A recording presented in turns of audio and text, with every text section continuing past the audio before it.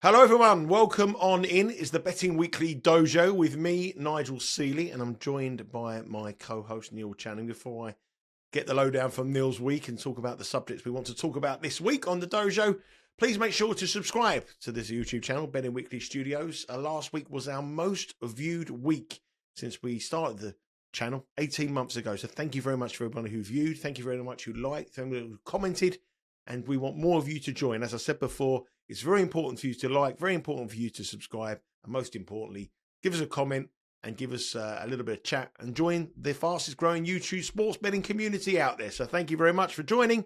And if you haven't done so yet, please hit that subscribe button.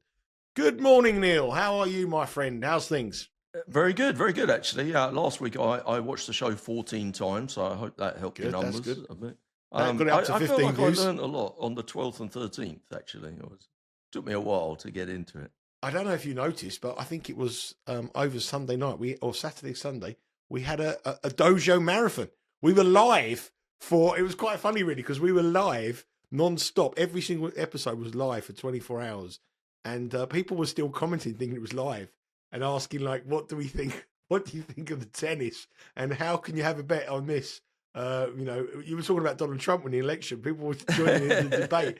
It was quite funny, and that was on the YouTube channel, just sort of growing steadily on the live bit. So that made me laugh. The comments, they were asking us, like, what do we think of the live tennis and stuff like that. They didn't notice that it was like, we have totally different clothes on and various things. Talking of clothes, look at that. You got the old Blondie. I love a bit. Oh of Blondie. yeah, Debbie Harry, like a bit of Debbie Harry, like Andy Warhol as well. It was a good combo there. Very good combo. What's your favourite Blondie song? I think, that's a good question. I Fade Away and Radiate. There we are. Lovely. Picture this by myself. Picture this. Very good. How's your week been? All good? Very, very up and down, really. Not made a lot of progress this week, but I feel like I dodged a few grenades along the way. There was there was one bet on the NFL. I mean, that's a thing we've talked about in the past, but I think it's an important thing to remind people of. So my mate that came up with the bet said we should go over 19.5, this guy's receiving yards.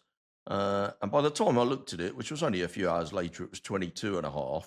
And I didn't really want to bet it with that company anyway, because I had more money in somewhere else and I wanted to shop around. And I had a bit of a look, and then, I don't know, started doing something else. Next thing, it's 24.5. And it's so easy in those situations to say, 19.5, 24.5 is all the same. You know, if he's going to go over, he's going to go over. He's going to get 30 or 40. And I resisted that temptation. I sat on my hands and I didn't bet him. And he made up 0. So I was rewarded for being good. I think in that situation, though, I think over the years, that is a massive leak that people have of just saying, I want 9-4 about this bet. I want to get plus 225. And suddenly they look and they've missed it and they just play it anyway. And I just think that is a really bad habit and you have to quit it. There's a New Year's resolution for you in the 3rd week of January. I think I broke that in the 2nd week of January. That's already been broken. Last week I was saying I had one of the best weeks. Well, it was the best week of the year. Yesterday was last week was the worst week of the year. The handbags, I won a couple of handbags last week, and so the week before last, and last week I gave about 4 back. Fortunately, I didn't buy the handbag because I knew what the inevitable was happen. But it's been a dreadful Australian Open. For me. The tennis has not been very. I've been following you and Sean and Rory, and sadly, we've had our moments, but it hasn't really been great so far, has it?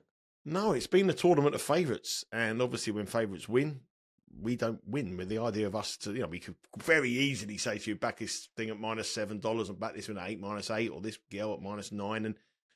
But our job is to try to find alternatives in the market. And at the moment, I mean, Grand Slam tennis has become very, very predictable, really, on the men's circuit and the women's circuit. I thought we had a bit of a run with Rybakina, and then all of a sudden she got a back injury. Rybakina gets the back injury, which was that was painful. And for her and us. And she came out against Madison Keys and got beat overnight, but she was way below par. So that was the one that killed me this week. What was the name of the guy? You bet him on the handicap, but I just bet him to win the match against Rune. Kekmanovic. Yes, and it went to 5 sets, and I think he traded 1.05 in running. So minus 2,000.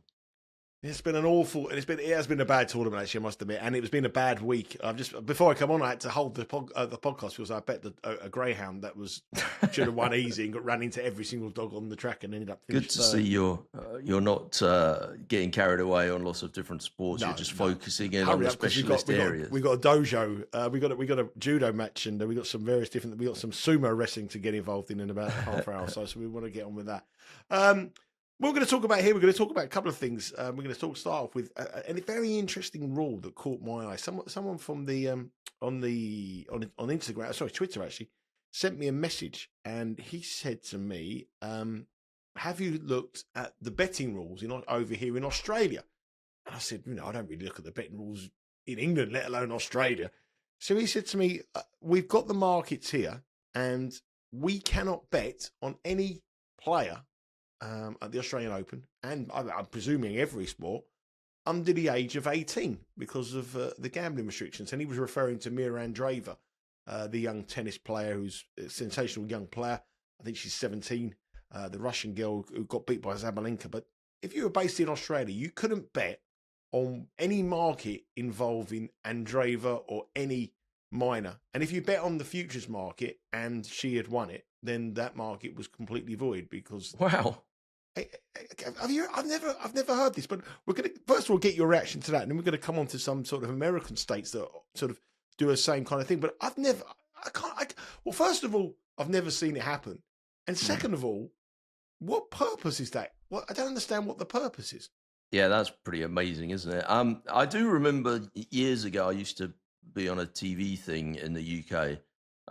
Where we were talking about poker, and it was on Sky Sports for 1 hour every month, speaking about poker. And we had guests on. We would get guests on, and we didn't have a huge budget, so basically they got 300 quid and a lift from Central London if they wanted to turn up for an hour, and we would talk to them about why they liked poker and whatever. And we had a couple of agencies would write to us and say, well, I've got this bloke, he doesn't mind coming on. Generally speaking, the average person that went on was like a sort of someone that had been on a soap opera 2 years previously.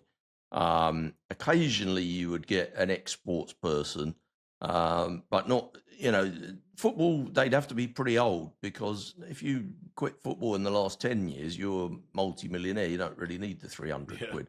If you quit football 25 years ago, you didn't mind coming in for 300 quid. But the problem was then, could we remember who the hell they were? Were they famous enough? So we were always really struggling to get people. And I picked somebody one week who I thought would be great. And they said to me, we can't have him because he's under 25. You're not allowed to appear on UK TV discussing gambling if you're under 25. And that was news to me at the time. So, I guess that's a sort of similar thing. But the idea that you couldn't bet on people, well, that's a bit weird. I don't know whether you noticed in the darts, Luke Littler, what is he, 17? Yeah, so he won the World Darts Championship a few weeks ago. And the Darts Championships were sponsored by a big bookmaker in the UK and Ireland. They've been heavily promoted. They have their logo and stuff on both sides of the stage. If somebody did a 9-dart finish, it came up. People were talking about how much money they would give to that player. There was also money going to charity if someone did a 9-dart finish, and money going to a random person in the crowd. But they weren't allowed to present the winner's trophy. Normally in these things, the CEO of the sponsor is the person who hands over the trophy. But apparently, because Luke Littler's under, and again, it was 25, because he's under 25, I think somebody from the PDC, the professional darts. It was Chris Hoy who presented the trophy. Oh, that's right. You're right. It was. Yes, it was the former cyclist presented the trophy. But that was the reason he presented the trophy, because they weren't able to have a representative of the sponsor presenting the trophy. I mean, in snooker, that was always sponsored by a bookmaker for years. It's not anymore. And the main guy associated with that bookmaker used to always present the trophy. I think Possibly, I don't know. Can you remember somebody under 25? Well, I've been on television under 25 talking about sports betting 100% when I first started doing things on like Bloomberg television and various stuff like that. You obviously looked older because they don't. I mean, they just ask you. Like this guy I suggested, they just said to me, "Well, how old is he?" And I said, "Well, I don't know. I'll have to ask him." And I asked him, and he said he was 23. And they said, "Oh, that's no good." But I guess if you just turn up and you look a bit older, they don't really say anything. The other thing, though, when you talk about that bookmaker not giving the winner's check and the trophy to Luke Littler on this occasion, well, there's jockeys that are winning the races at 14, 13. Yeah, I know. Yeah, it's bad. There's a young jockey over here who's Billy Loughnane. Yeah, I think is he 18 now? I think. Well, he was winning at 13, 14. He was on television picking up trophies and stuff like that. So, the kid. I just don't understand the logic, and the logic to the Australian Open on this market as well. Yeah, I read it, this market will not include any minor participants for the purpose of this market. A minor is anyone under the age of 18 at the beginning of the first match of the match draw of the tournament. If a minor reaches the final, then all bets on this market will be voided. This market will suspend it at the point it is known that a minor will be in the final. But this is the ludicrous thing about it. That is an Australian sports book for their rules for the Australian Open. But in every other major, you can bet on a minor. In Australia, it's only the Australian Open. You can't, that Wimbledon. But I think as well, if there's certain elements why you will do it. Obviously, not. I don't really get any of them. But you would think that the under 18-year-old who probably isn't open to any corruption is probably a more straightforward match to they should trust stop anyway. You should tell anyone over 18 on 35-year-old tennis players who have got a dodgy back and might pull out in the second set. Anyone who was formerly in the top 10 but now playing on the Challenger Tour over the age of 35, we're not accepting any wages on it. But I mean, I just find that incredible. So what I did, I'm quite surprised. I did some research in it, and I messaged our guys over at Bet Rivers, and I asked them if they had a similar rule, and they come back with exactly the same rule. And in Illinois, Ohio, and Maryland, you can bet on a match of a minor, but you cannot be involved in any future markets of anyone under the age. Now, I'm guessing that a minor from the Americans means 21 rather than 18. Yeah. But what is the reason? Well, that's a huge number of competitors in tennis, for example. Can you imagine? But what's the logic of not betting? And so there was the bet. She's just thought that the minors aren't in the futures market. But what's the purpose of having her in the future market? No, you can't bet on her to win the tournament, but yes, you can bet on her to win the match. Yeah, that's where I don't get it. Yeah, it's a messy area. I mean, it's obviously they're thinking about, it's about the look, isn't it? It's about vibes and how they're perceived. It's not really a sensible rule. I mean, how would these people have coped with me betting on the Inter-House Rugby Championship when I was 14? And Mr. Langley, the economics teacher, said to me, "I understand you're making a book. What price?" I can't remember the names of the houses now. And he wanted to know. And I give him a fiver at 9-2. Wow. Yeah, I stood him to lose 22.5 quid. And Bloggers' money, Mr. Bloggers Langley, that's what we used to call him, safely tucked away in the old back pocket. So Mr. Langley, if you're watching Mr. Langley, Neil still hasn't forgotten the time you had him over on the house rugby special. No, I had him. Oh, you had him over? Oh, I thought he had you over. Sadly, I think Mr. Langley's no longer with us. He was a lovely teacher. He used to say, if you haven't handed in your homework by the end of Friday, you can come to the Bexley Arms. I'll be there until 8:30. But as a penalty, you have to buy me a half a mild. Did you ever go? I didn't really like the Bexley Arms very much, but I was always handing mine in on time. But several people used to go for a Friday drink with Bloggers. Do you know what I used to do? This is what I used to do. This is what I used to do. So I'd be about 13, 14 at school, and I was obviously only into football. All I wanted to do was football, and all the kids like football. So every time the FA Cup draw came out, it was 128 teams in the FA Cup, right, from the non-league sides all the way to the Division 1 sides. Then I used to cut them all up in a bit of paper, put them in a hat. 128 teams, and everyone had to pay 10p to get their pick. So you pay And they'd 10p. win a fiver if they won it? I used to give them £10 to win against £10 from 10p. So I'd pocket £2.80 at about 13. I think you could have gone with a fiver there. They'd have still bought the It was ticket. quite hard to get rid of 128 tickets. It was quite hard. So. But we used to go around the playground, come 10p, and but you can only collect your winnings if you bought the ticket back with the team. And you got to remember this cup draw started in January, and the FA Cup final wasn't until May. And mothers used to wash trousers with bits of ticket in it. So every year, people used to come up to me and like say, "Oh, I've won the tenner," and I said, "Well, if you haven't got the ticket, anyone could come up and get the tenner."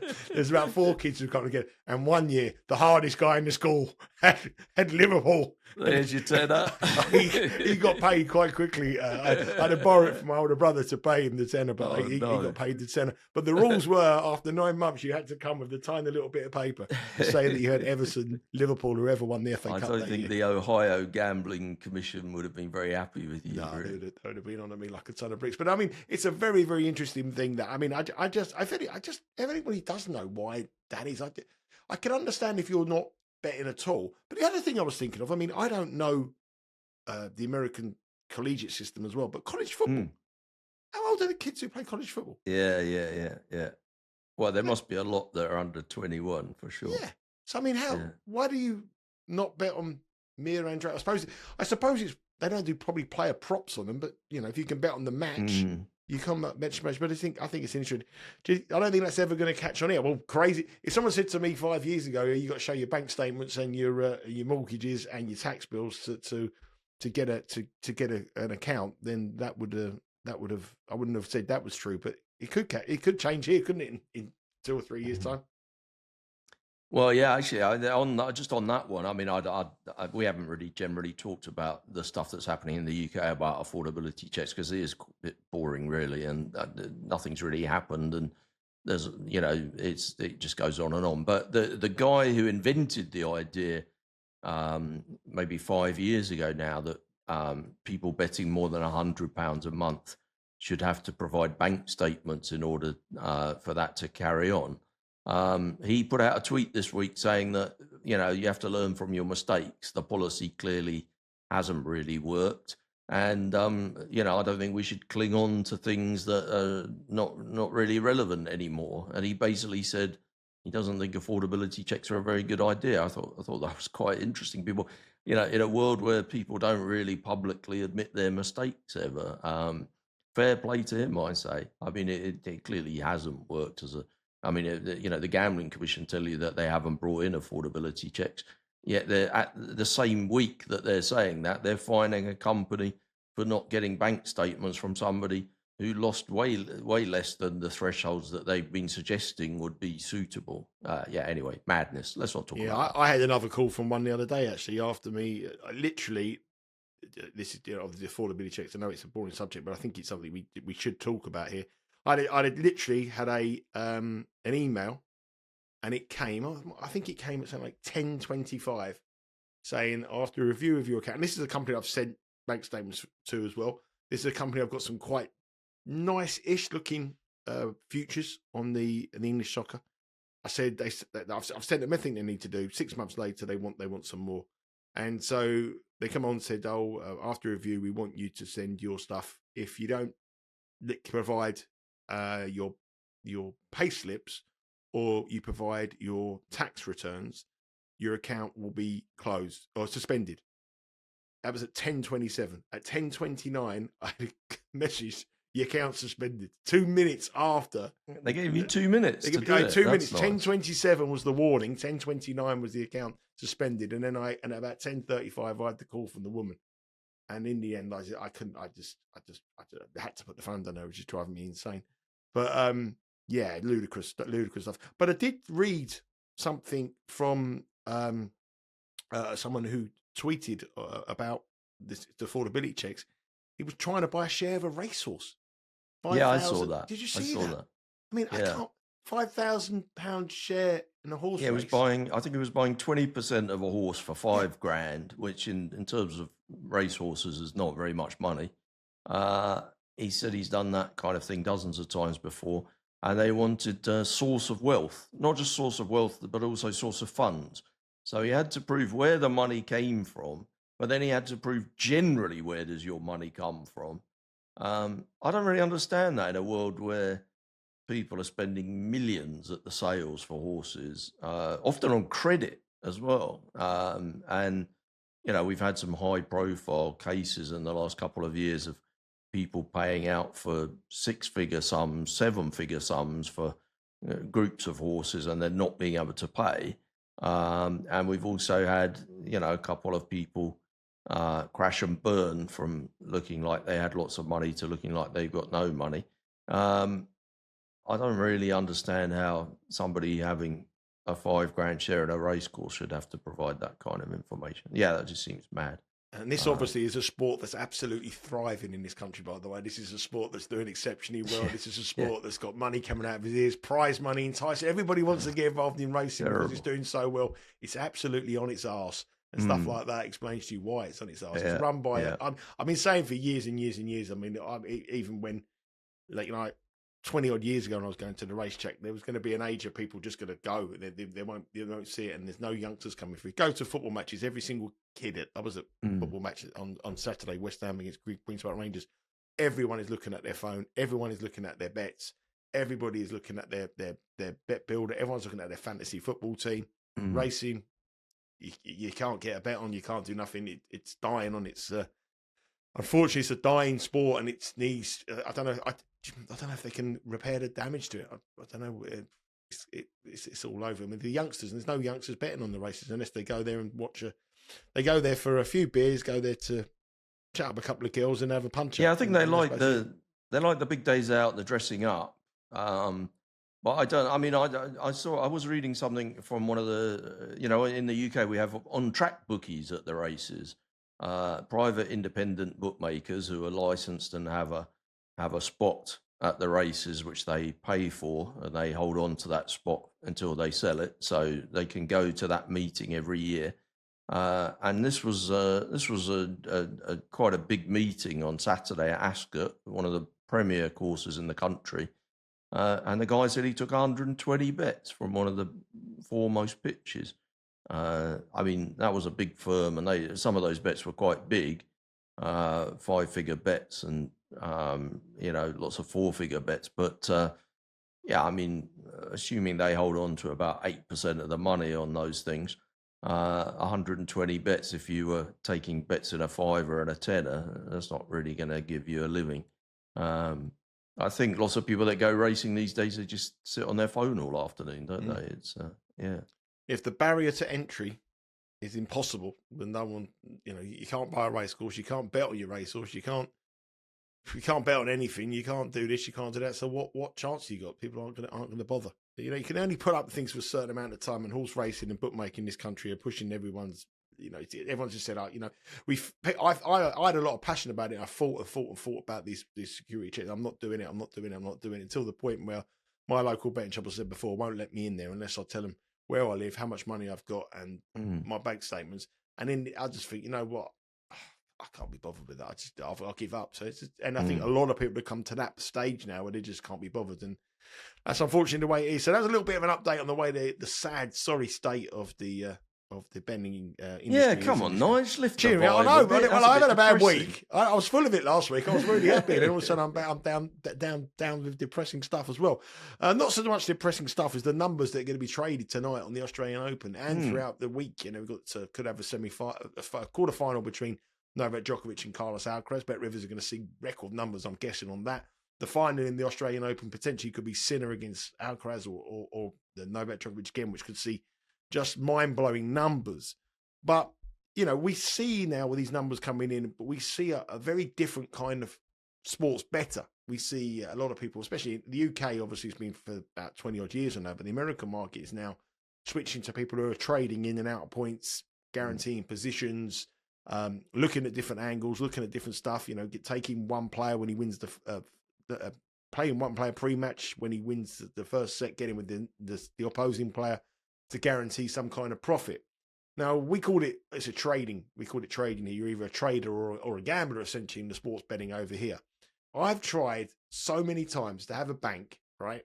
Small bank, two grand maybe, just a basic bank to start with. And I thought, right, what I'm going to do is I'm going to trade. So I'm going to take this position on this guy, and if he wins the first set, get out. Well, he doesn't win the first set. He's now trading and he loses straight sets. So I do my bank. I don't get any opportunity to ever get out of the position because it hasn't worked out how I expected it to be. And the one time it does go for me, on the other time, I take such marginal, like not even 10% of my initial layout, that I've got to get it right 8 times to recover from my original position. I'm the world's worst trader. And all I hear is that people, I got in, I got out, I've done this. I've never, ever made it work. I know there are people who do it. Horse racing, they bet horses, they go up the front, they lay it back. You've got to be so quick. You've got to put your bets in. You've got to... What have you ever attempted to ever become like an in-play trader, like a tennis trader, or have you just done, it's better off me just betting my own opinion? I definitely have. And I would say cricket is a brilliant sport to do it. I think sports where cricket and tennis are basically the best sports, and NFL. Sports where there's a stop in play. I think, soccer's okay because there's so few goals that the fact that the play doesn't stop.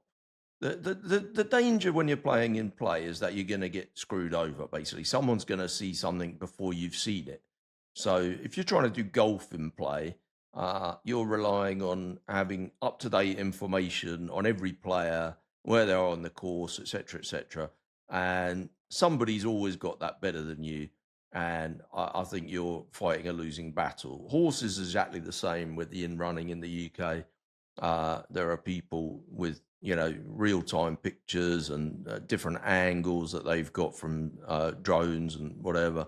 And they just have better information than you. And I think it makes it very hard to beat that.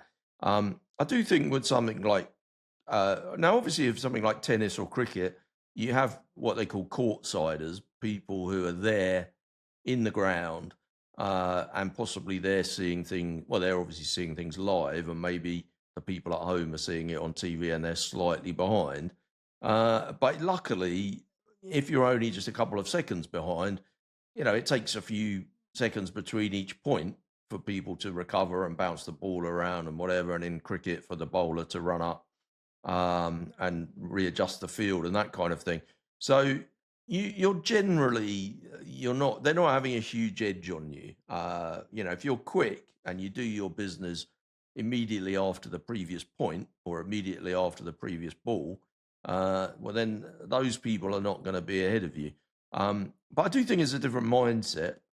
Massive. I have a friend who does cricket in play, and he basically he likes the 2020 matches. So this is basically each team faces 120 balls, and they basically just hit it as hard as they can, every single ball, really. And generally, in the 120 balls, they score about 200 runs, which is not much faster than you'd get in a test match. Now, what he tends to do is he's just looking at a price and saying, I don't know, say the price is 1.8, 1.81. So it's basically the team are minus 125. He just says to himself, in the next ball, are they likely to go to 179 or are they likely to go to 182? And he just has an opinion on that. And he looks at it each time and says, I think they're more likely to go 179 or I think they're more likely to go 182. And if he thinks they're more likely to go 179 and he can get 1.8, he hits that for a couple of grand. And then if it goes 179, he tries to get out at 178. And he's in and out, in and out, in and out, maybe 6 times in 6 balls. Now, he never wants to be... Sometimes when you're looking at these things, there'll be a little bit of money at 1.8, a little bit more money at 179, and a big chunk of money at 178. He's never taking the big chunk of money at 178. He's always the guy that's getting the 1.8. And if he can't get the 1.8, he just leaves that trade and works on the next one.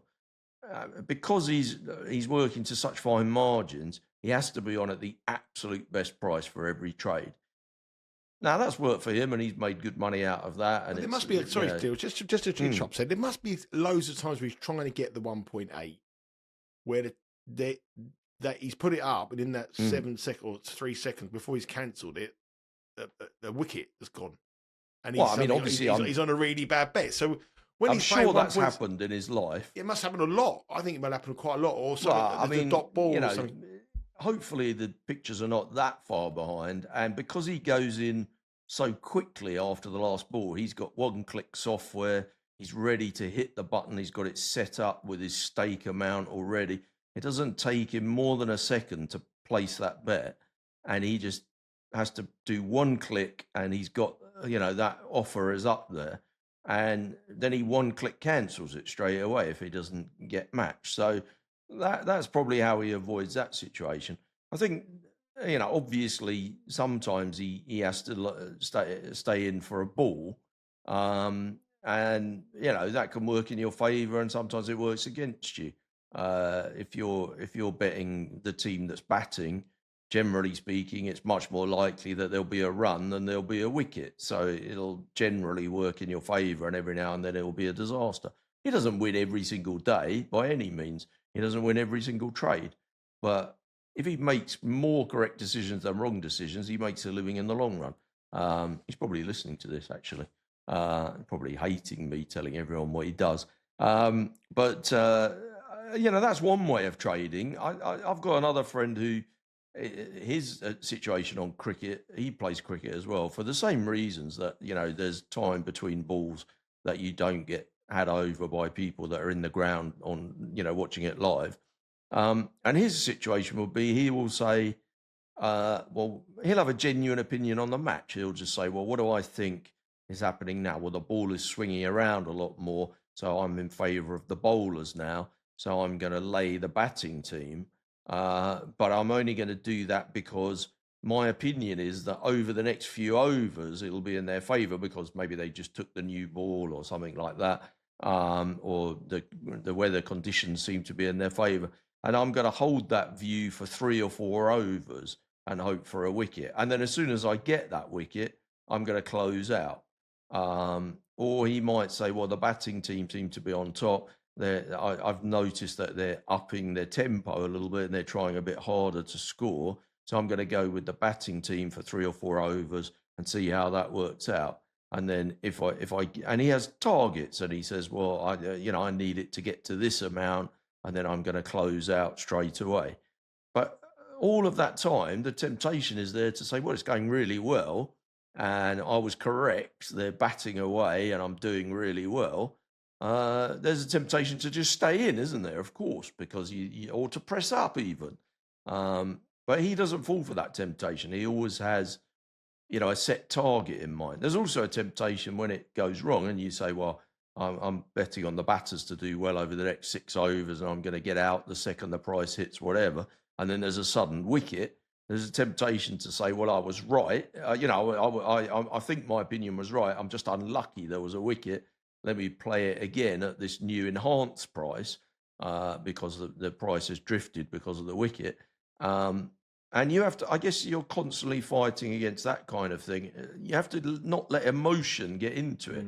You need to have set targets of what you're looking for. So where you said you like the idea of doing it for tennis, you might say to yourself, well, this guy's a breakdown, but I don't think there's been much in it. It was a very close game where he went a breakdown, and he's had a couple of break points on the other guy. And now they were 50-50 match, and now the guy who's a breakdown has gone to, I don't know, plus 225. Let me back him now. But if he gets back to level, I'm going to get out when it's back to 50-50 again. Of course, once he does break back, he's probably played well, and you're probably thinking, oh, this is all right. I'm going to win now. I've got a good bet at plus 225. It's very easy to stay in it at that stage. And you have to you're not really thinking about who's going to win the match. You're just thinking about where the market's going to move in the next little bit of play. If you remember, one of my better bits of trading this year was on the American election. I ended up losing on the election because of positions that I took. I took positions on. I had Harris to get the win the popular vote, which was a position I took. I thought I just bet it to for that market to win. I didn't trade on it. But what I did trade on was who was going to win the election. When when Biden stepped down and Harris came in, I bet Harris quite heavily. And then in the 2 weeks before the election, I started betting Trump quite heavily. And I went into the day with no real position. I was ever so slightly with Trump going into the day. But generally speaking, all of my bets were not really bets on who thought was going to win the election. They were just bets on where I thought the market would go over the next day or two. That guy, Sam Bankman-Fried, I don't know whether you remember him. He's in prison for 150 years or something because he ran a scam thing to get people to invest in Bitcoin and stuff, and he had opinions on that. And loads of people invested, and I don't know what happened to all the money. I think actually, ironically, if he'd have managed to keep it quiet for a bit longer, Bitcoin's done so well that everyone would have been paid out and done really well. But anyway, the FBI got involved, and now he's in prison. But my point was that he was doing day trading on the price of all these coins. For example, I think one of the politicians was going to be making a speech, or maybe Elon Musk, I can't remember. Somebody was going to be making a speech, and everybody bought the coin on the basis that they assumed he was going to mention it in the speech, and the price went way up. And he'd found out that he was legally not allowed to mention it on this TV channel that he was on, and so he sold the coin value. And when he didn't mention it at all, the price crashed back down again. And then he got back involved and bought it. So he was just playing on the day opinion of where it would go, rather than thinking about, obviously there isn't an end to, well, there might be a horrible end to Bitcoin, but generally speaking, those financial markets don't have an end. They carry on forever. And day traders are just looking for what's going to happen that day. And I think the people that do well in sports betting are people who view it like that when they're trading. They can be slightly dispassionate about who they actually think is going to win the game, or where the final result's going to end up. They're just thinking about what's going to happen in the next drive in NFL, or what's going to happen in the next over in cricket, or the next set in tennis, or whatever. And they're not really thinking about the end of the game. I don't know. Maybe that was it. Maybe it's hard because you've been a punter all your life. Maybe the reason that you're not good at trading is because you can't, when you're in it, you're already thinking, well, I think this is a good bet to win the game, so I'm going to stay with it. I think there's two things for me. I think when I tried to do it, I had busy things going on. So I had like kids, I had people, I had busy lifestyle. I couldn't just shut myself off for 5 hours and just simply watch a tennis match and trade in and out. There's always some interference. I found it really boring, if I'm being honest with you. I didn't have a big bankroll, and I was thinking to myself, look, I've sat there for 5 hours and nicked $100 whoever won it. And if I stuck with my original opinion, I would have won $400. So it never really got my juices flowing. I suppose if I had a bigger bank, I might have done it. And then every time I had I read a match wrong, I thought to myself, I've got to win 6 of these back to get my money back I've lost there. And I thought to myself, sod that, I'll just have a bet on the next one. The next one lost. You know what I mean? It's just, but now I think sometimes, if you're a good judge and you look at it and think, well, okay, I'm going to have 10 bets on this particular tournament. I think I'd bet a good judge with his 10 bets rather than a trader. But I think what you're absolutely right, the trader comes in with a different mindset, knows statistically he wins more sets, first sets, he holds his serve percentage more than others. We can get this, we can break that down. But I've probably been to more tennis matches live than most. And I've been sitting at a court and it's been set point. And I thought, I'll get my phone out and I'll have a bet here. And I've had a bet now.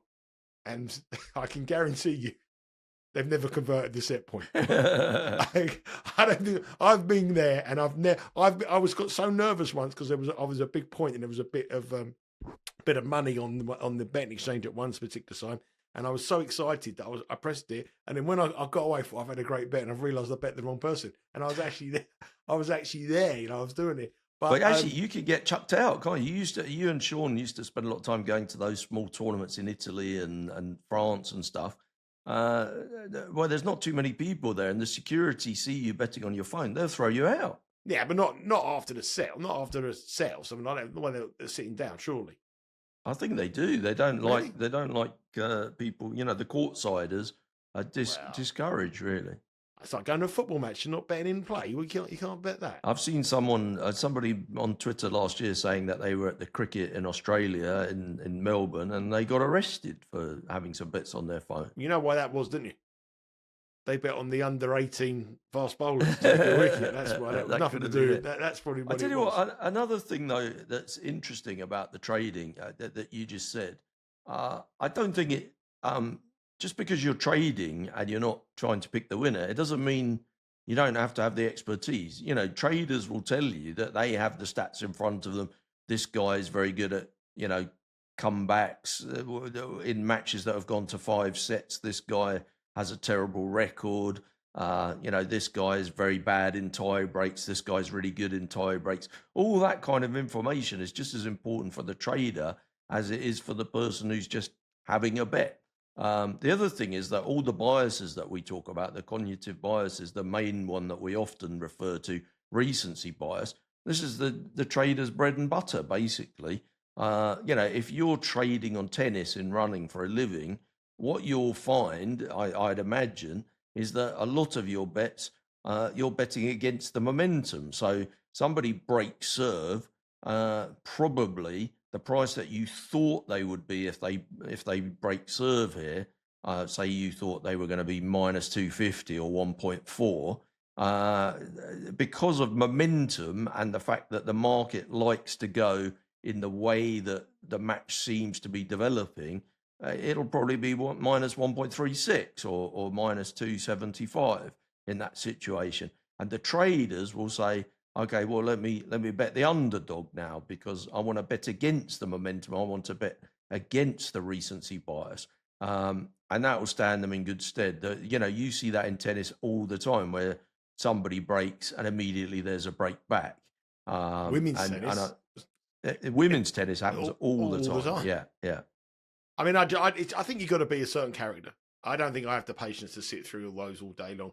And I think, if you've got that mindset that this is what I'm going to do, and I'm going to play my strict rules, and this is what I'm going to do, I will break the rules very, very quickly. I'm a rule breaker, Chandler. I'm a rule breaker. I don't think I would do it. I can't imagine you being a trader. I can't imagine you sitting there. I've definitely had a go at it. I can't imagine floating your boat.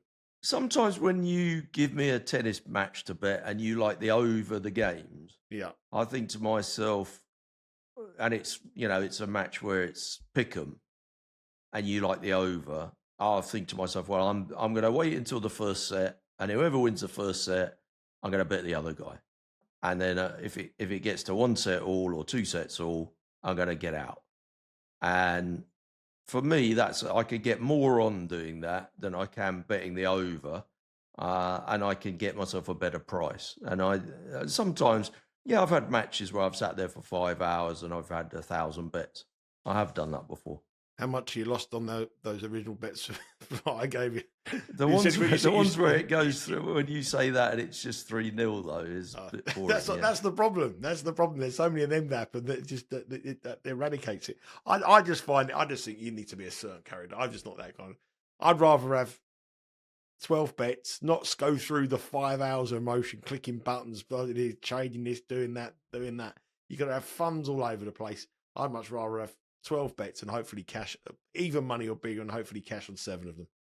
That'd be better than me rather than go through all that. I've tried it. I had a full head of hair when I was doing it. Now look at the state of me. I can't be doing that. Let us know what you think. If you're trading money, any trading strategies you like, some sports you think are really good for trading. If you can make it pay trading, what are the rules that you would say, the golden rules?